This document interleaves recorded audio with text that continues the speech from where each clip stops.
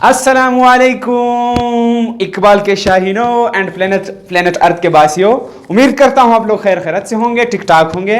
तो आज हम पढ़ने जा रहे हैं 10th क्लास केमिस्ट्री के केमिकल इक्विलिब्रियम का तीसरा लेक्चर है, जिसका टॉपिक का नाम है इरिवर्सिबल रिएक्शन। इरिवर्सिबल रिएक्शन क्या होता है? यहां पर आपके पास है दो वर्ड, एक है इर, दूसरा है रिवर्सिबल। इर का मतलब है नहीं, रिवर्सिबल का मतलब है जो पीछे जा सकता हो। सही है? जो इर का मतलब है नहीं, रिवर्सिबल का मतलब है पीछे जाना, पीछे जाना।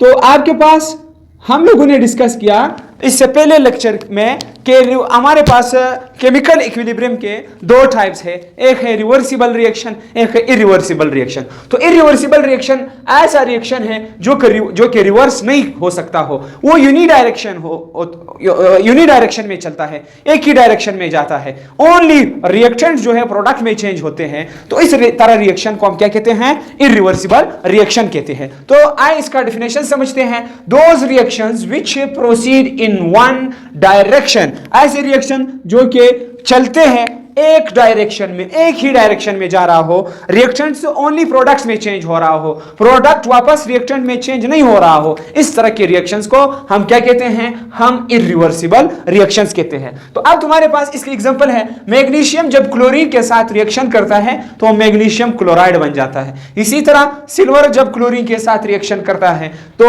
आपके पास जो है सिल्वर क्लोराइड बन जाता है। इसी तरह कॉपर जब क्लोरीन के साथ रिएक्शन करता है तो वापस क्या बन जाता है? कॉपर क्लोराइड बन जाता है। अब हमने इस रिएक्टेंट और प्रोडक्ट के बीच में सिंगल एरो लगाया है। ये रिएक्टेंट है और ये तुम्हारे पास प्रोडक्ट है। इस रिएक्टेंट और प्रोडक्ट के बीच में हम लोगों ने सिंगल एरो लगाया है और इसका डायरेक्शन जो है लेफ्ट साइड से राइट साइड की तरफ है। इसका क्या मतलब है? ये तुम्हें क्या शो कर रहा है कि ये रिएक्शन जो है सिर्फ वन डायरेक्शन में जा रहा है, यानी सिर्फ रिएक्टेंट प्रोडक्ट में चेंज हो रहे होते हैं, वापस ये बैक नहीं आ रहा है, ये रिवर्स में नहीं आ रहा है। इस वजह से हम इसको कहते हैं इरिवर्सिबल रिएक्शन।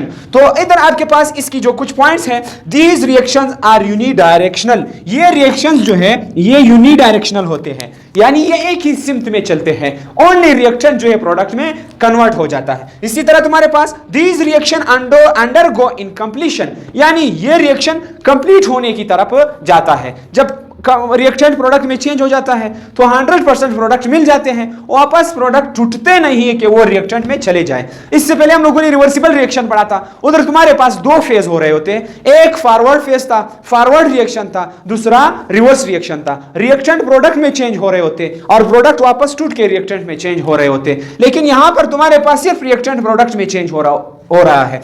तो These reaction undergo in completion, और ये रिएक्शन हमेशा कंप्लीट हो जाते हैं, रिएक्टेंट प्रोडक्ट्स में चेंज हो जाते हैं। तीसरी पॉइंट इसका है the single complete headed arrow is drawn, headed arrow is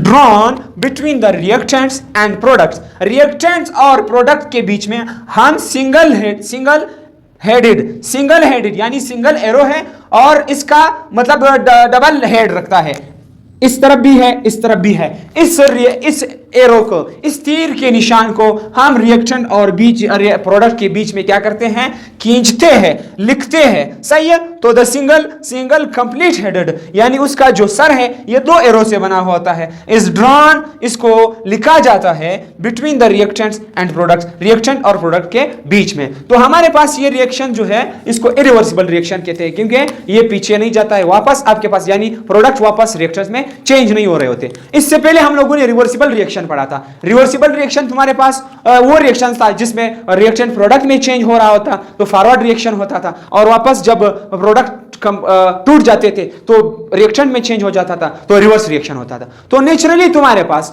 कुदरत के जितने भी जो मुख्तलिफ प्रोसेसेस हैं वो सारे रिवर्सिबल, यानी वो रिवर्सिबल मैनर शो करता है, वो वापस मतलब पीछे मुड़ जाता है, रिएक्टेंट प्रोडक्ट में चेंज हो रहे होते हैं, प्रोडक्ट रिएक्टेंट में चेंज होता है। तो इस अंदाज से हो रहा होता है। जैसे कि तुम्हारे पास समंदर का पानी जो है, इनसे बादल बनता है, तो वापस यही बादल हम पर पानी की सूरत में बरसते हैं। इसी तरह ये पानी फिर जो है इससे बादल बनते हैं, वापस यहाँ पर बरसते हैं। तो ये रिएक्शन जो कुदरत के जितने भी प्रोसेसेस हैं वो तकरीबन सारे क्या है, वो रिवर्सिबल मैनर में होता है, रिवर्सिबल अंदाज में हो रहा होता है। और इसी तरह कार्बन डाइऑक्साइड की अगर हम एग्जांपल ले लें, कार्बन डाइऑक्साइड जो है वो फिजा से, हवा से, यानी जितना भी हम चीजें को जलाए तो कार्बन डाइऑक्साइड की मिकदार बढ़ रहा होता है, तो फिजा से वापस दरख्त क्या कर रहा है, इससे कार्बन डाइऑक्साइड ले रहा है। हम कार्बन डाइऑक्साइड को जलने के प्रोसेस से दे रहे हैं और दरख्त इसको ले रहा है, हम दे रहे वो ले रहा है, हम दे रहे मतलब वो जो कार्बन डाइऑक्साइड है वापस जो है दरख्त इसको क्या कर रहे हैं, अब्जॉर्ब कर रहा है। तो ये साइकिल होता रहता है कार्बन डाइऑक्साइड का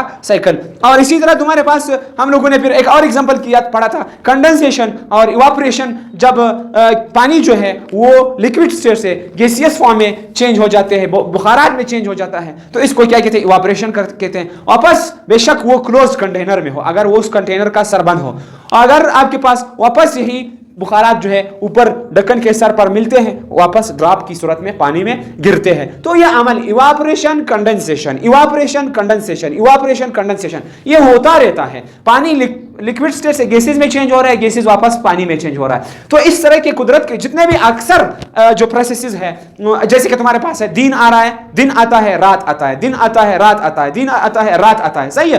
तो ये तुम्हारे पास क्या है, ये भी एक डायनामिक मैनर है, ये भी रिवर्सिबल अंदाज में हो रहा होता है। तो उम्मीद करता हूं आप लोगों को लेक्चर समझ आ गया होगा। तब तक के लिए इतना ही।